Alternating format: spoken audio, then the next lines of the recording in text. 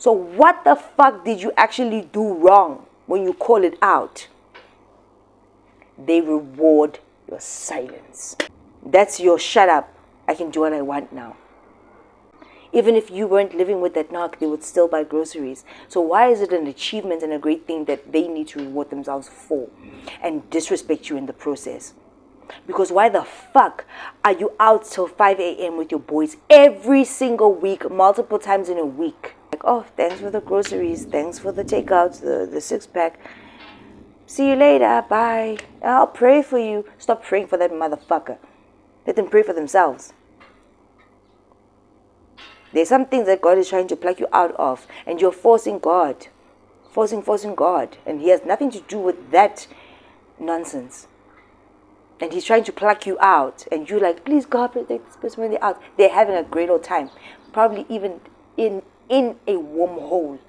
And you're busy praying. Stop that thing. Pray for you and your kids. I'm so happy that it hurts. Feels good to be alive. It's the best time on earth. I'ma kick it to the curb. If you messing with my vibe, you can put it in reverse. I'm a diamond in the dirt.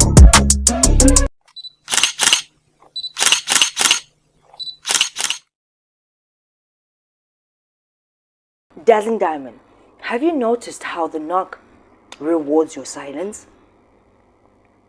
The knock can take you shopping today. Not for your personal nice time because they love you, no.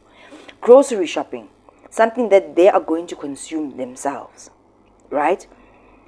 After the long day of shopping and you come home, you unpack everything, and you're going to do most of it.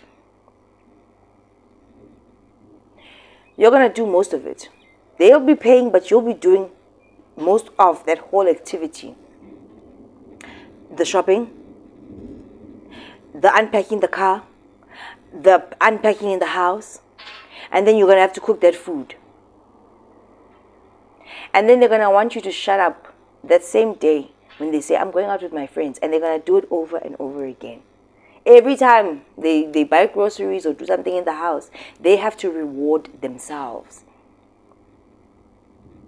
And they will stay out until the next day, 5 a.m. and walk in and expect you to keep your mouth shut because, oh, but yesterday I bought groceries. Or they'll come home and say, would you like some takeouts? Let's get some takeouts. Now that they've bought you takeouts, you must shut your mouth because they bought you the takeout and a six-pack of something, or something that you enjoy eating, or it's something that's going to make you fat or that is harmful to your system. When they go out and come back at 5 a.m., you must just keep quiet. At first, you don't keep quiet. You rant and rave. Then you get to a point where you're like, oh, now I see. Every time this person does these things, groceries, the most minute things, the bare minimum. Then they have a pattern of thereafter going to the boys. And it's like they're rewarding themselves after doing this great deed. I fed you guys in the house.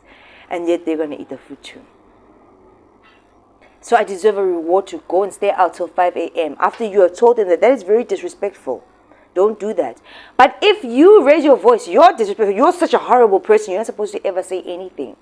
Then you get to a point where you get used to the pattern of whatever I receive, I have to keep quiet. Because, oh, I got chicken licking today. That's your shut up. I can do what I want now. Oh, he bought some groceries today. Shut up. Because there's food in the house. Oh, I got a six-pack today. Shut up. Because you got a six-pack. That's the bare minimum. And it's things that same narcissist consumes or uses in the house. You're not disrespectful for saying what you're doing is wrong. You can't come home at this time every single weekend or multiple times of the week.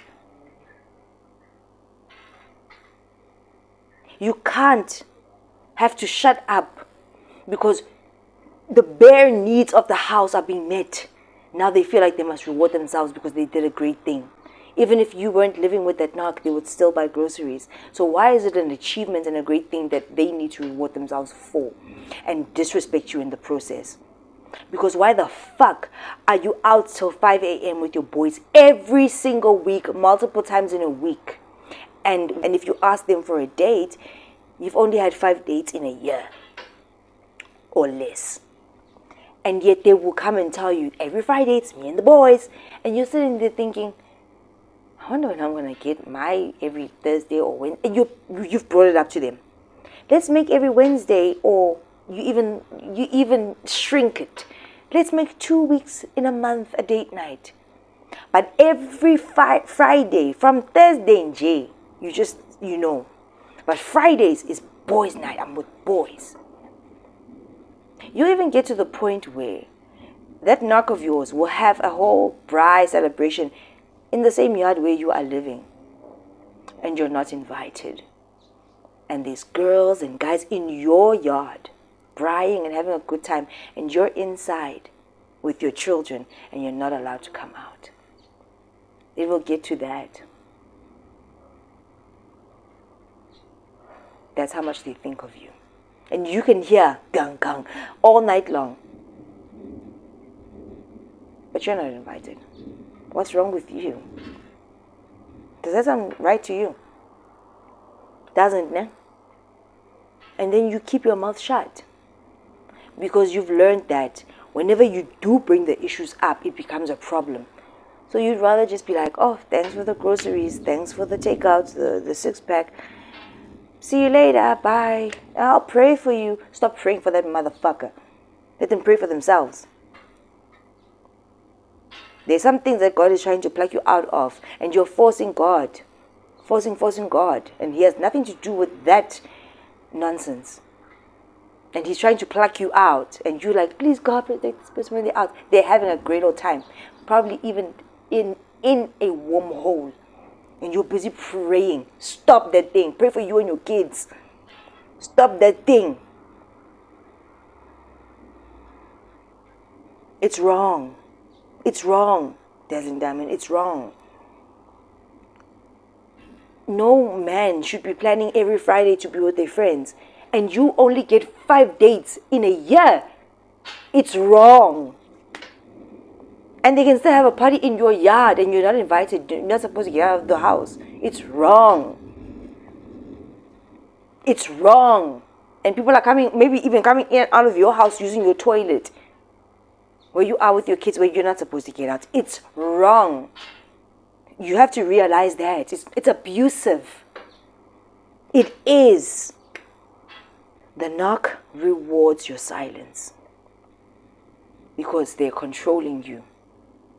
It's abusive and it's wrong.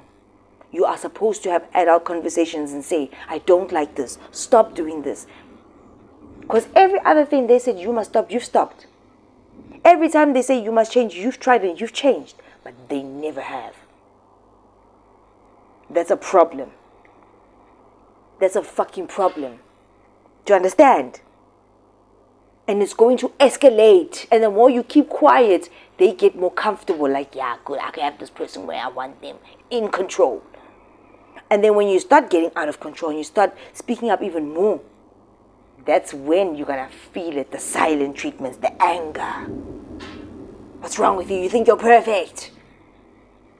And then you'll ask them, in an argument, you ask them, okay, so what did I do wrong then? Oh, they'll say to you, you think you're so perfect, like you never do anything wrong. Ask them. In fact, in a narcissistic situation, don't even ask. But in your own mind, ask yourself, what did you do wrong? You did nothing wrong. You were at home like a vase. You think you're so perfect. What did you actually do wrong? And they will use that on you. You act as if you don't do anything wrong. What do you actually fucking do wrong? You just exist like a vase. And then you keep your mouth shut to all the wrong things that they are doing to keep the peace. So what the fuck did you actually do wrong when you call it out? They reward your silence. Why? To control you. That's it. That's it. And the more you allow it to happen, the deeper you go into that control and silence. And the more you become a shell of yourself. And that's when you're going to find yourself You're inside the house. There's a party outside of your house in the same yard. You're not allowed to go outside. Girls are coming in and out of your house peeing. They have to pee. Maybe somebody might even pop their head into your room to say hi. Nakana. Is that not disrespect? And then they're going to say to you, you're so disrespectful. Think about the level of disrespect that you have tolerated and you've kept your mouth shut. Something's got to give. Yek. Something has got to give. It's bad. It's wrong. It's wrong. It's wrong.